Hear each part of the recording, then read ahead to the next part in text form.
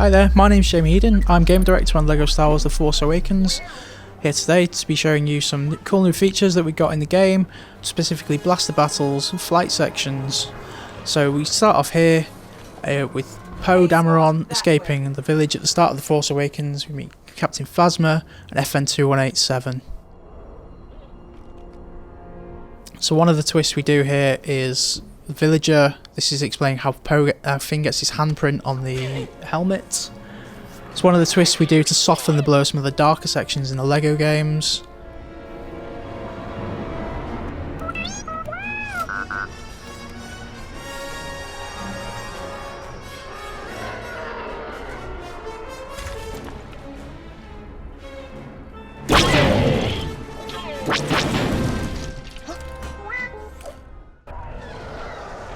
So now we start this section with Poe coming under fire from the enemy stormtroopers.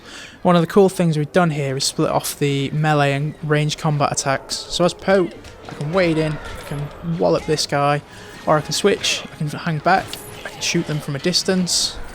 Especially this guy is waving his rear end at me. I can switch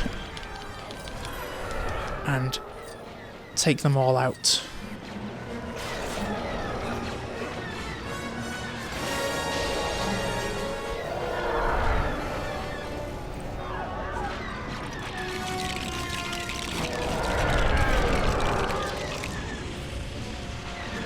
One of the things we really like to do is kind of showcase BB-8 because he's one of the real fan favourites of the new film. So he's got a whole host of new mechanics that are unique to him, one of which is this charge cable that he can use to power up electric devices. In this case, a big turret that can wipe out this dropship. That clears the way through to the next area where the First Order are holding villagers hostage. As you see here, this AI character building a turret. So one of the other new things we try to do is get the sense that AI can build as well as the player. Your friend! They've captured him! What? Not just him. We've gotta help. So now as we enter this area, this is the first blaster battle in the game. Poe's under real heavy fire, suppressing fire from this turret. So we dive into cover. Help out this villager nearby. We can pop out to pick off some of these stormtroopers.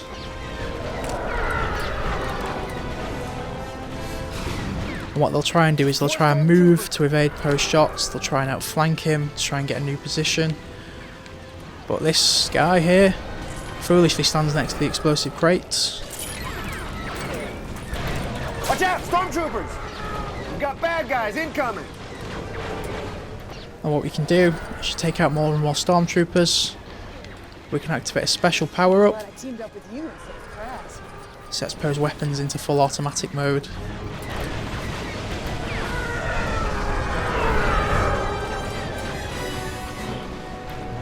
Another transport incoming!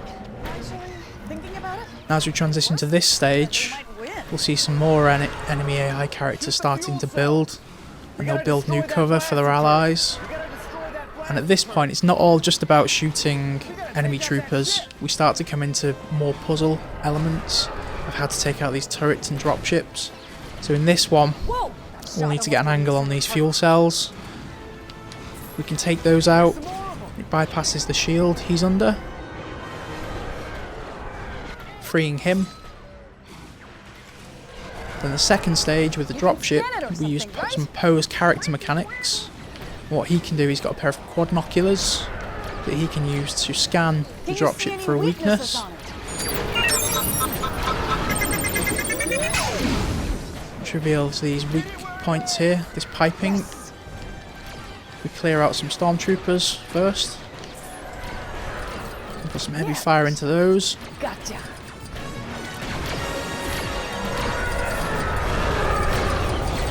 Bringing down the dropship. And clearing off any remaining troopers from the area. So it really ties into the sort of classic gameplay that we have with the LEGO games of tagging between characters, using all their abilities, the kind of things you'd expect to see, as well as engaging in these iconic blaster battles that we see in the films, where it's not just about Jedis and lightsabers. It really gives us the onus onto characters like Han Solo, Chewbacca, Poe Dameron in this instance, where they don't have the Force, and it just shows them off a lot better. So, after Poe's captured in the village, he's led on to the finalizer, and that leads now into him meeting up with FN-2187, newly renamed Finn, and they steal a Special Forces TIE Fighter and use that to go into one of the game's first flight sections, where they need to take out the turrets outside of the finalizer's ship in order to get back to Jakku and find BB-8. So one of the things we really tried to do on this was get the kind of cinematic feeling that the Star Wars dogfights give. We tried to match a lot of the close camera angles and the feeling that you see in the films during these dogfights. It's very fun, it's very arcadey, extremely satisfying flying around the ship, blasting things, taking out TIE fighters, seeing yourself get all these studs.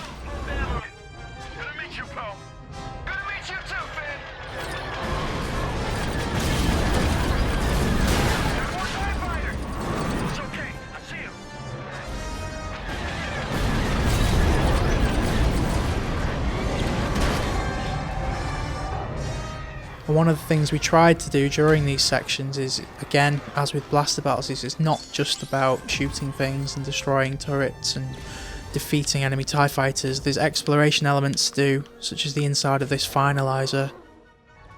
I mean, as soon as we saw the layout of the ship and decided on the level, we thought, yep, really cool, we need to be able to fly through these pieces here.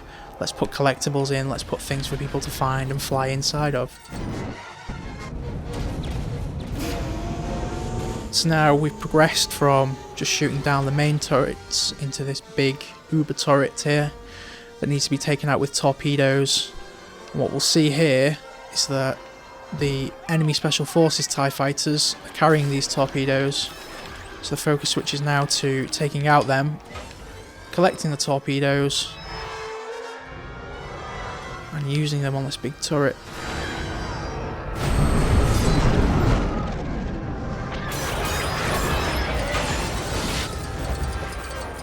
Again, it's all about feeling really cool as you're flying around and not restricted.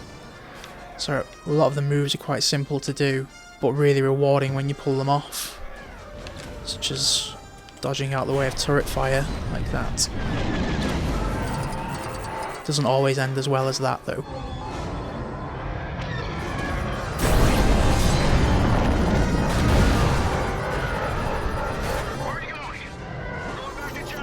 Cool, so now those guys can head back down to Jakku. I hope you guys have enjoyed what you've seen. I really look forward to you playing the game when it comes out on June 28th on all platforms.